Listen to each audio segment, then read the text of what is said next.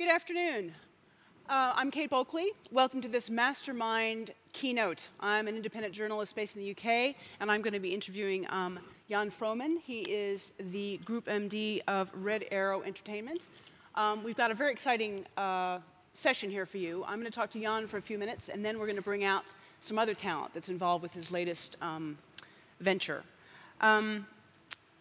Red Arrow, as you know, is a global production and distribution company. It's part of the German ProSiebenSat.1 Group. Jan has been at Red Arrow. Well, he actually helped launch it. Did you launch it? Yeah. Yes. Launched it in 2010. But he'd been at ProSiebenSat.1 for about 6 years already before that, working on TV channels and also on content divisions.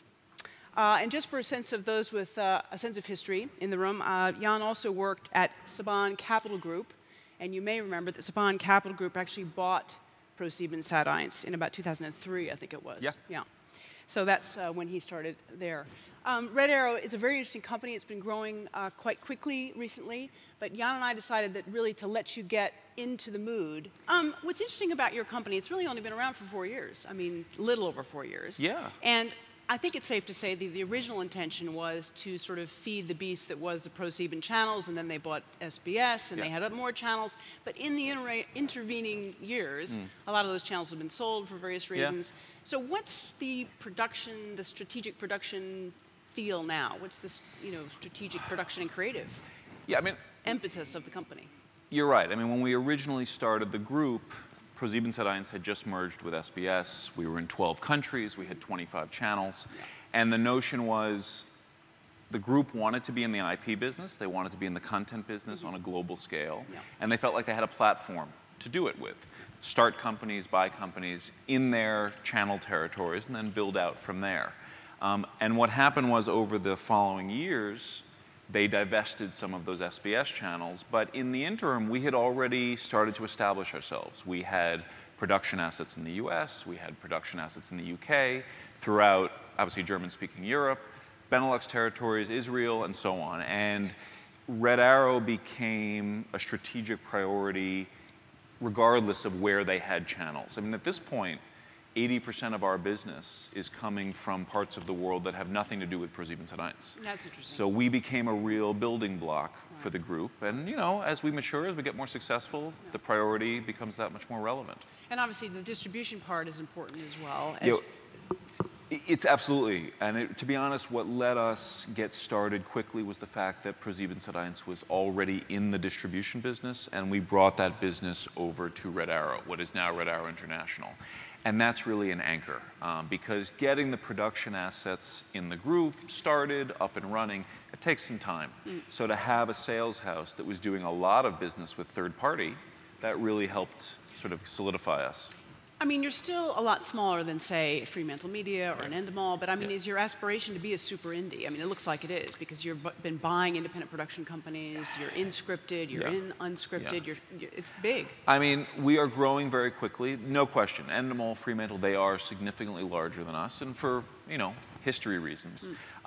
Our ambition is to be a big, major player in the independent production space, but we want to do it thoughtfully. So we won't go out and just gobble up size for the sake of it. It needs to be a deal that is really right for the group, long-term what we want to do. And to be honest, I wouldn't want to do deals that disrupt what we've built. Right. And remember, it's a really a people-driven business. So if you suddenly do a transaction which makes everybody else feel in the group feel like this isn't what I got involved with, this is very different, that can be disruptive and not in a good way. So we're cautious about that. But you have been buying things. I'm trying to think, was Half Yard was the last? Half Yard was the latest sort of classic production company we bought. But I will tell you, when I met with Abby and Sean, who run Half Yard, one of the first things I did was say, talk to the other CEOs, MDs in our group. See what you're getting into. And then let's make sure that feels right. It just seems like, I mean, everyone wants to buy production companies right now. I mean, I'm based in the UK. ITV is buying production companies. I mean, everyone's trying to snap up production companies. It all seems to be about the content. After several years of people saying, oh, it's all about the platform. And now it all seems to be about the content. Well, I think... So the prices must be going... I mean, it's an expensive strategy is what I'm saying. Yes and no.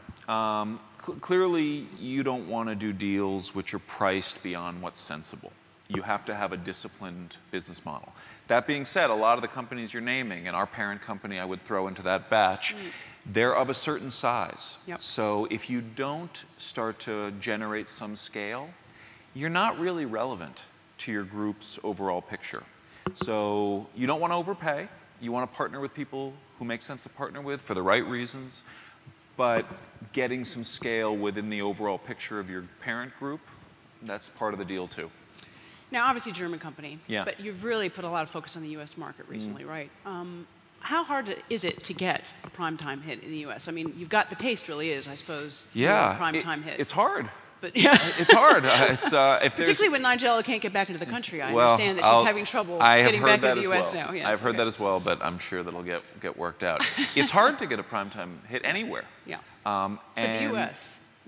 I wouldn't just say the U.S. I mean, you could argue the U.S. has more channel slots than any other territory in the world. I mean, you have more opportunities to sell. There's more competition, but you have more opportunities to sell shows throughout the year than you do in any other market. Getting a hit, yeah, I mean, the stars have to sort of align. But you work with really good creators. You make sure your development pipeline is full. You try to address what networks and channels are looking for, and you hope for a little luck. And that's, you know, if there's a magic recipe, I don't know what it is. I do know that you need to also be willing to say there are certain shows like The Taste which you want to own or have living inside your group in more than just a production way, and be able to step up and say, we're going to put some money where our mouth is on that one.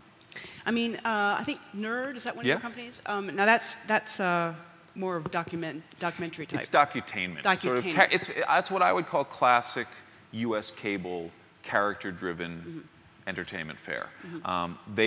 It's a UK company. Yeah, but now it's opening an office in the US. Exactly. So is that part of your sort of aspiration? Oh, we need to get into that US market because that is important. We do think the US market is the most compelling market by sheer size and global viability. And if one of our production companies is starting to break down some doors there, why not? Yeah, it's also cheaper than buying a U.S. production company, I suppose. It's cheaper than buying a U.S. production company. And to be honest, you know, Nerd is run by a couple of great creators and producers. You can't stifle them. I mean, one of the reasons they want to be in the group is for the opportunity like that. So you need to be supportive of that as well. Now, Endor is one of your big companies. That's an interesting company. That's a UK company. Yeah, UK company, scripted company. Done some really cool stuff. The one I wanted to talk about was, you know, with some people that maybe some of these people have heard of, Dame Judi Dench and Dustin Hoffman. I mean, this is a really cool project. Now, it's got a weird name. I mean, I have to say, when I first saw it, I went SEO Trot, and then I thought, oh, it's Roald Dahl, of course, the writer. And it's tortoise backwards. Tortoise backwards. It's tortoise backwards, by the way. SEO Trot. Look, Endor is run by a long-standing producer named Hilary Bevan-Jones, who was involved with Cracker and State of Play and has a really prolific production career. She was able to secure the rights to this Roald Dahl project. And by sheer force of reputation, creative will, likability, what have you, she's attached unbelievable talent to it. I mean, not that you haven't had unbelievable talent before. You've had, you know, you've worked with David Tennant on The Escape Artist. Also another Endor project. Right, another Endor project. You've got Mary White, is that Betty White? Betty White. Betty White on Off the Rockers. Off the Rockers. So, you know, there's been some talent before, but this is A-list film. Yeah, this is pretty special. It's that kind of project. It's sort of a perennial book-based project. It's not a series, so they were able to make time for it. I think they both fell in love with the script.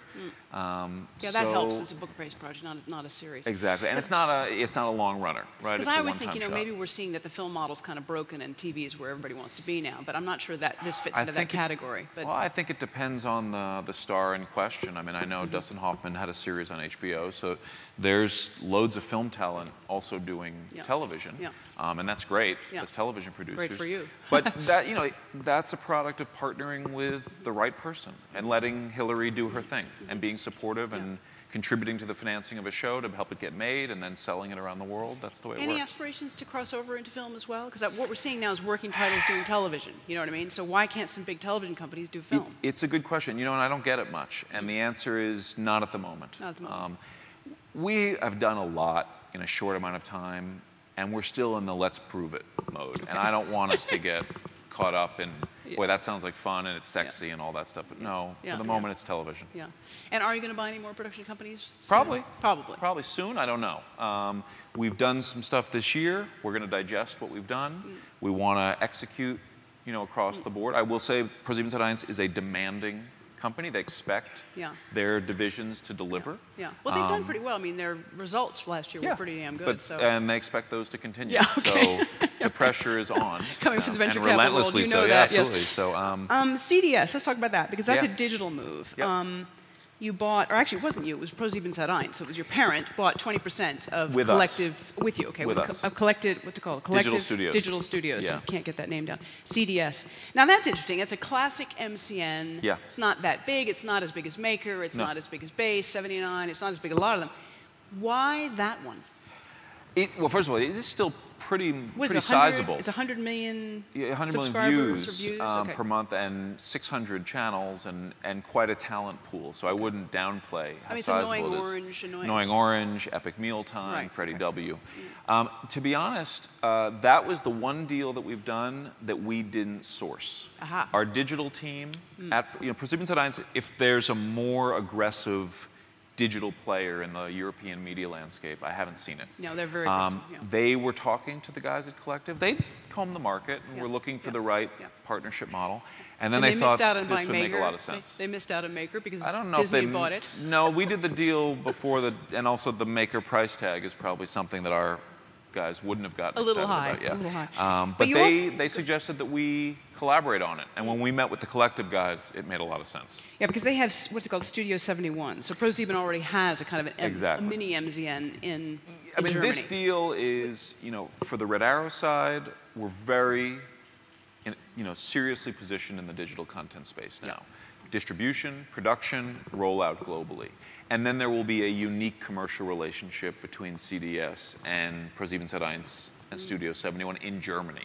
So it's the first time the digital unit and the content production unit have collaborated on a transaction, which is great. Will you make content for online? Sure. Specifically for this? Absolutely. Will you hire new people to do that? Or are you just going to basically say to your current teams, hey teams, we're now producing for digital as well? Both. Both. I mean, all of our current production companies have been obviously very well versed and briefed on what we're doing. One of our companies is already in late stage talks with Collective. So I expect our companies to have channels on Collective. I expect stuff to come off of Collective that will be produced for linear television in local territories. There's lots of ways. And then all of the stuff that Collective controls globally, Red Arrow International will be able to run with and distribute. So there's a lot of ways we can work with each other. It's interesting because it's a little bit like Fremantle did the deal with Vice Media, and now they announced earlier today about Munchie, the food channel. So the idea is, again, an MCN likes the idea of getting more distribution, likes the idea of being able to transition into television. Precisely. You guys on the television side think, well, this is another place for our content, they're a platform. It's a place to exploit existing content. It's a place to source new content. But why just 20%? Don't you want to own at least 50? I mean, for the moment, it's 20%. For the moment, 20%. Okay. Netflix. Now, I've heard of them. You were a pioneer with them. I think you were a co-producer on their first original, right? A Lilyhammer? On Lilyhammer. On Lilyhammer. So that was, what, 3 years ago now?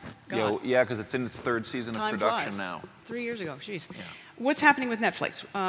Is Netflix something else you're working with? Or? First of all, we did Lilyhammer, which was a terrific breakthrough for us, and I think for them as well. For us, Netflix is a US outlet for scripted, maybe even non-scripted at some point, but for the moment, scripted television. So whenever we have projects in the scripted space, we always think about Netflix. That's interesting, isn't it? I don't differentiate too much anymore between delivery models. There's HBO, there's CBS, there's Netflix, there's Amazon. If they're the right outlet for the show, that's fine. But you have to produce a lot at once because they want to do the binge viewing thing, the box set, right? Well, their model is they order a series. Which is quite nice because you've got the series. Look, everyone structures a little differently. They want to see a sort of a full package. They commission a series, and then how they deliver it, whether it's binge or one-off, that's up to them. But that model can work. So you just see them as new money, a little bit like there was another. I don't think I would position it as coldly as new money. A new Yeah. place that is writing checks exactly. for people like you. Look, a new place to put content, precisely, sell content. Precisely. A new producer or distributor of content in the market. Yeah. Now, there's another one you're working with, Amazon, which we should get onto now. We should. So Amazon's interesting because slightly different than Netflix. They sort of came in and said, oh, well, we kind of want to test things first. We want to show it to our audience and see what they think, and then we'll do the order. So it's a slightly different model. But why you're working now with Amazon? Tell me about that. Yeah, I mean, look, this is the Harry Bosch project that we're all, humping Branded. the whole way. Exactly. They have a pilot model. I would say it's the most egalitarian, transparent pilot model there is. They order a show. That pilot is made available to their user universe for a period of time, whether it's a month or 2 months, and they collect, data, the number of views, the rating, what people wrote about the show, and on the back and basis of that data, they make a decision about whether to commission the show to series. We did this with this project Bosch, which is based on a book series, and we're going to talk more about it. And they followed that model, and to be honest, it's been terrific. First of all, you as a producer have a chance to drive audience attention and traffic to the pilot, and then you feel like it's an open, transparent decision process as opposed to a back room, not really sure how this was judged, et cetera. So and what was we the liked time it. lag between giving them the pilot, them talking to their audience, and then them saying, you know what, Jan, green light, do it? It was about, we delivered the pilot beginning of the year, then it went on in February. It was about 45 days. That's not bad. All right. 45 days, 2 months? Yeah. So I think we should talk about this more fully. We should. Now, we should bring some more people out, because we're going to do that. Yeah. Before we bring them out, do you want to We should show something, yeah. Okay, so this is the clip of the Bosch. You want to set it up for me, or? Yeah, I mean, for those of you who don't know, Michael Connelly is the author of Bosch and has written now, I believe it's 19 books about a homicide detective, Harry Bosch, in LA. He resecured his rights. We did a deal with our production company, Fabrik, in LA, and produced the pilots. Will you please join me in welcoming the star of Bosch, Titus Welliver, also Michael Connelly, who's the author, and also Henrik, Bastin, who is the executive producer of the series and the CEO of Fabrik. I'll let you take the main stage. Hi. Hi. Nice to see you. Good to see you. Hi, Michael. Hi. Hi. Great. All right.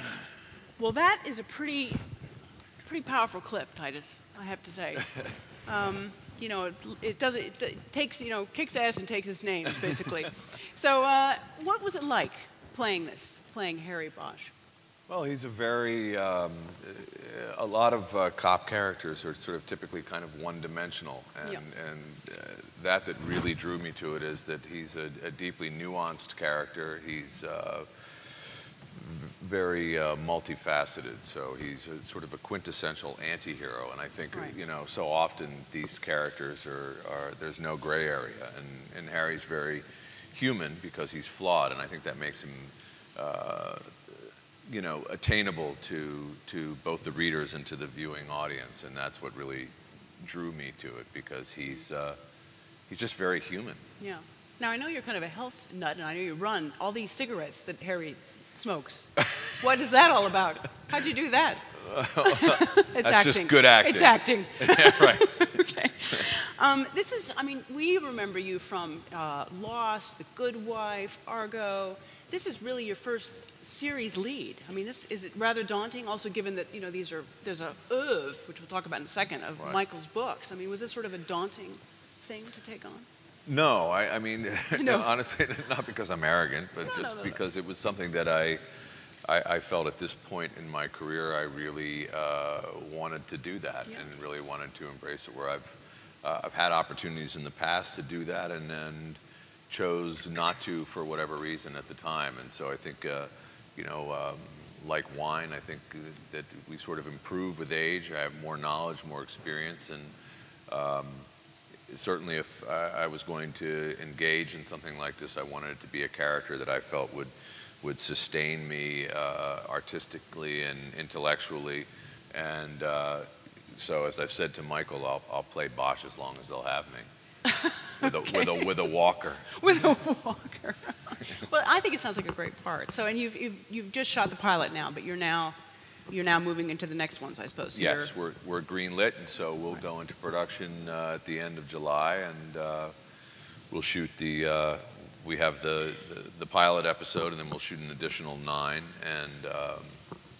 and go from there. Cool, very exciting. So, Michael, these are your books. Started in 1990, I think you said 1989 was when Harry first... I first started writing about him then, yeah. First emerged on the scene, so to speak. Right. Now, this is interesting because you're also doing the screen adaptation, correct? You've done screen adaptations for other books that you have written, but not for this guy. So what's been the, why now? Well, I think it's because, as you say, I have a history. My whole history as a writer is wrapped up in Harry Bosch, and so when Henrik presented the opportunity that I could be fully involved, I took that. Yeah.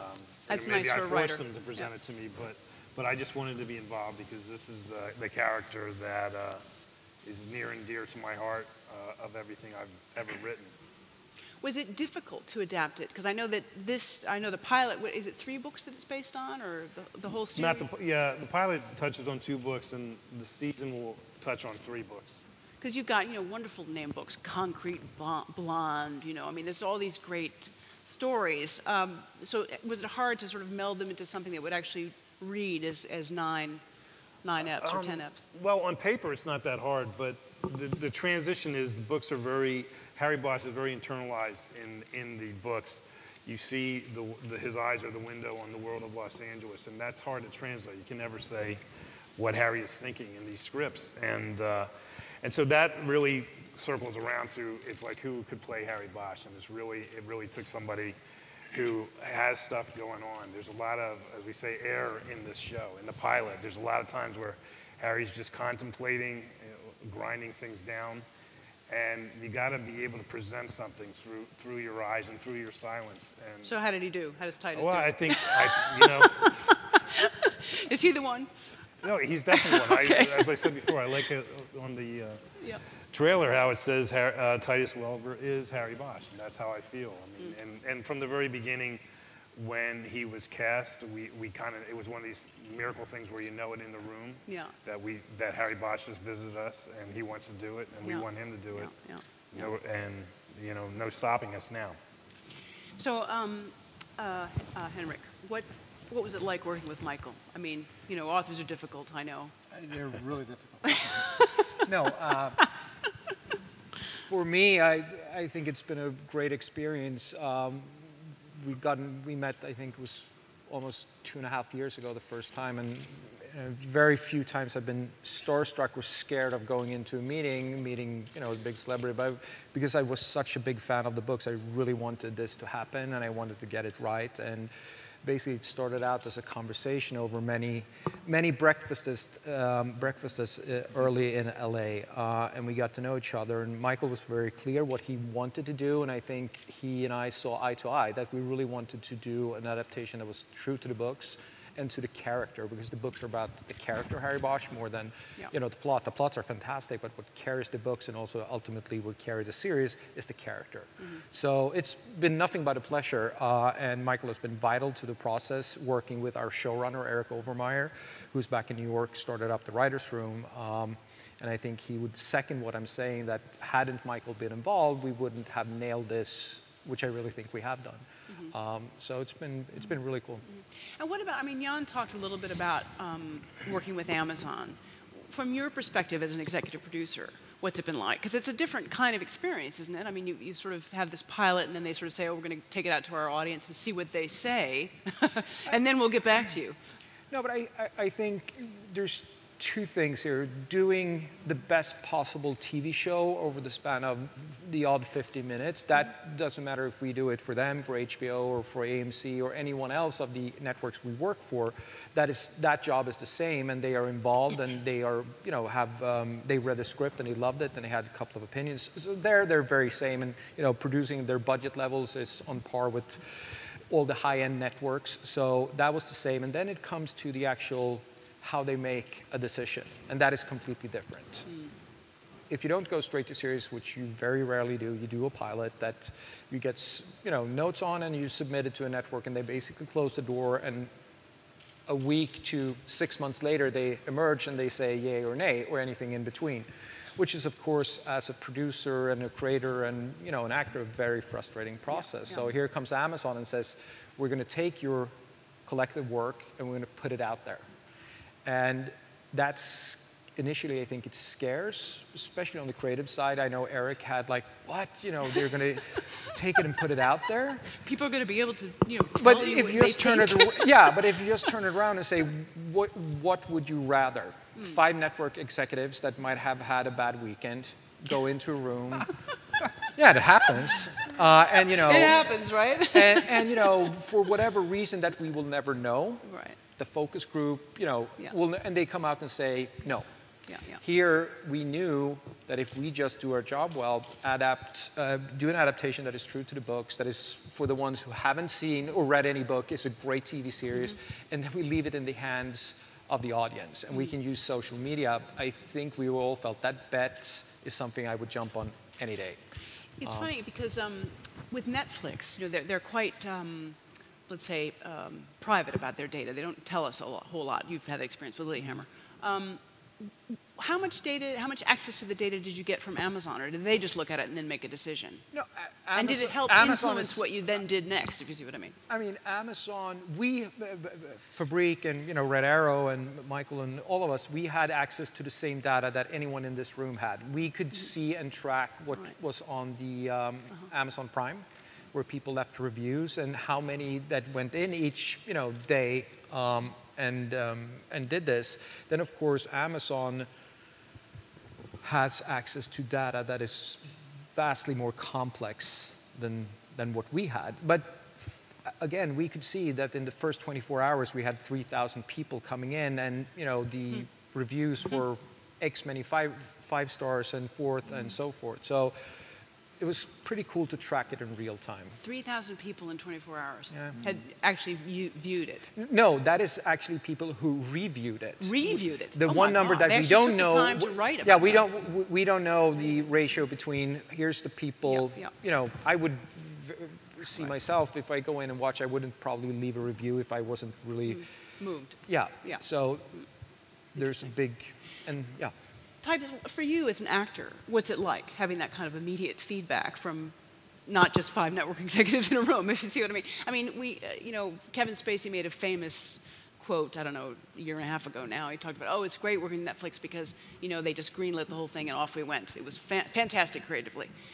This is a slightly different process because of Amazon. What was your take on that?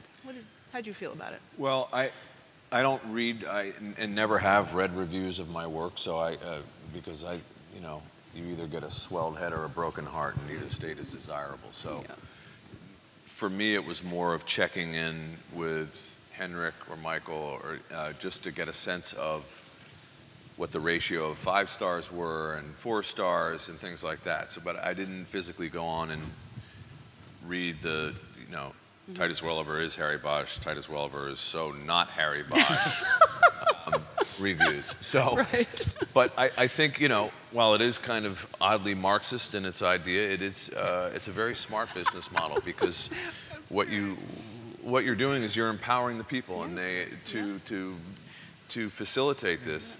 And while they don't ultimately, Amazon's not going to be coerced by this, but they look at it. It's very, very intelligent to sort of say, well, yeah, we have these numbers, and so, and particularly with the reviews, if you've made something compelling enough to, prompt people in the post-watching scenario to then go and to review it, and some of the reviews are pretty extensive from what I understand. And just based on what I saw on Twitter and things, people really rallied support to get the show on, and I think they have a kind of ownership, and I think that's kind of cool. It's kind of wonderful that you can engage people on that level.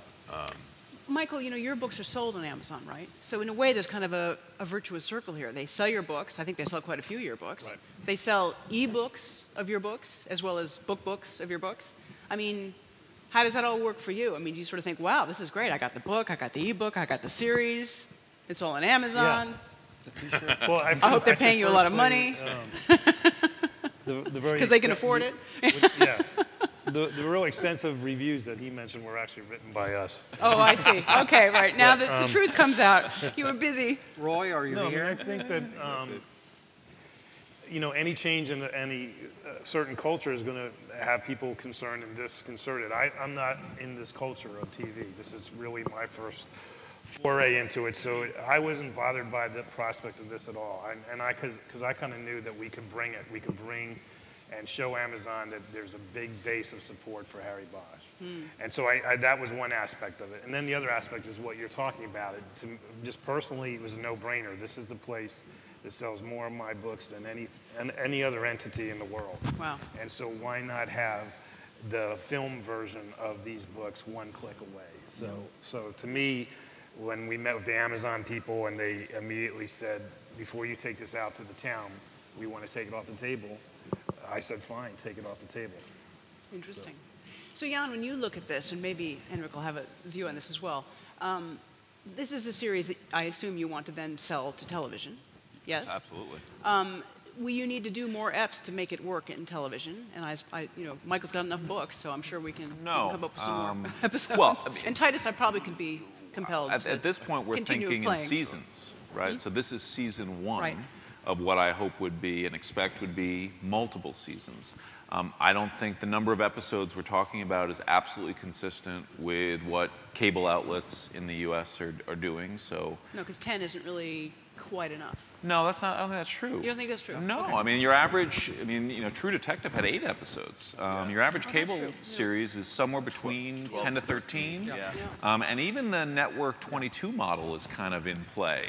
So I don't think that's the case anymore. And I think, you know, networks and platforms and whatnot around the world are buying up cable-produced series, so I don't think that's going to be a problem. And I mean, as Amazon said, we want life a series. You can't sell it to anybody else until we say yes, no, or well, I mean, there's a commercial agreement that we have on the show. Amazon controls the show in the U.S., in the U.K., and in Germany, and we control the show everywhere else. And there's a financial model behind that made sense for both of us. It could very well be that Amazon decides they want to step up and take control of the show in certain territories where we're selling it, and we'd absolutely be happy to do that if it made sense. So what's your favorite scene so far, Titus? I mean, what's been an interesting part of this? I mean, is there a cliffhanger, or is there something that we can tell the audience about that's, you know, that Michael wrote and now you've made, you know, brought to the screen in a compelling way? Well, I think that I mean, it ain't broke, so there was no need to fix it. And so by staying true to the books and not trying to sex it up and make it more compelling, I feel like in the process, and many people have said this to me that have watched it, that the experience of watching this is rather like reading the book. And so, whereas we don't, in procedural cop shows, the bad guy gets caught by the end of the episode, and we don't. I mean, we are, you know, it takes an entire season to resolve that. And so I think the audience also, in the way that it's shot and conceived, is that the audience experiences, they're almost like a fly on the wall. It's sort of, you know, real voyeur TV, and that they're experiencing things with Harry in real time. And we also allow these moments of reflection and silence where you would not be able to do that in network television, because people will change the channel if there's not that kind of, you know, and you got to get it out before the commercial break. And so I think that this will be a show that will go both ways, either that people will watch it and want to hold off, and then other people will want to wait and binge watch it. So I think it's yeah, it could go both ways. It has something for. I mean, Amazon will release it episodically, I think. But I don't know. We don't know. We don't know. We should ask Roy Price tomorrow, I suppose. Yes, exactly. He'll be on this stage. Is it tomorrow or the next? Anyway, Roy Price is coming from Amazon, and so we can ask him. You can tell him he has a Marxist model. Yes, I think that's the first question. Roy, did you know you had a Marxist model? There you go. That's it. Okay, I read Das Kapital on the plane, and that's where that came from. I don't know. I'm glad to know you're doing light reading on the plane from LA. Yeah, that's Yeah. You signed your contract. I did sign the contract. Yeah. Oh, well. You're in, you're in. Well, I think it sounds like a great series. I'm looking forward to it. I've read a couple of the books. I haven't read them all, Michael, so I'll be really interested to see the series. I'm really looking forward to it. I think it sounds like a great, step into the next world with Amazon, and we'll see how it all pans out. But I think for now, it's been really nice talking to you guys. And could you please join me in thanking our team here, A-team. We've got Titus Welliver, Michael Connelly, Henrik Bastin, and Jan Frouman from Red Arrow and Bosch. Thank you very much, and thank you for your attention.